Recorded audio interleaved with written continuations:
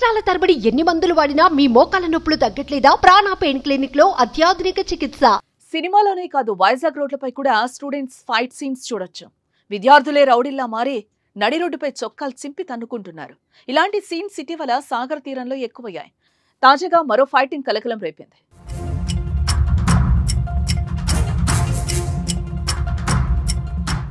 GVMC 90 ward Buchirajupalem Gayatri college senior జూనియర్ల మధ్య war cinema scene ను తలపించింది.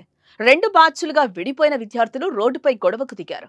ఒకరిపై ఒకరు పిడిగుద్దులు కురిపించుకున్నారు. కొందరు కొట్టుకుంటే మరికొందరు రన్నింగ్ కామెంటరీ ఇస్తున్నారు. విద్యార్థుల గొడవతో అక్కడ భీకర వాతావరణం నెలకొందని చెప్పుకోవచ్చు. ఏం జరుగుతుందో తెలియక స్థానికులు ఒక్కసారిగా హడలిపోయారు.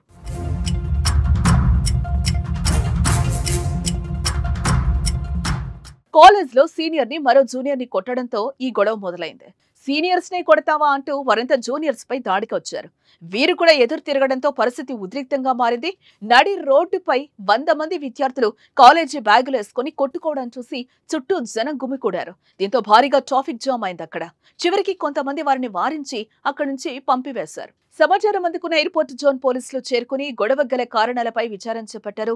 సోషల్ మీడియాలో వైరల్ అవుతున్న దృశ్యాల ఆధారంగా విద్యార్థులను గుర్తించి దర్యాప్తు చేపట్టారు. తాము స్టూడెంట్స్ అన్న వాస్తవాన్ని మరిచి నడి రోడ్డుపై వీధి రౌడీల్లా కొట్టుకోవడం స్థానికంగా తీవ్ర దుమారాన్ని రేపింది.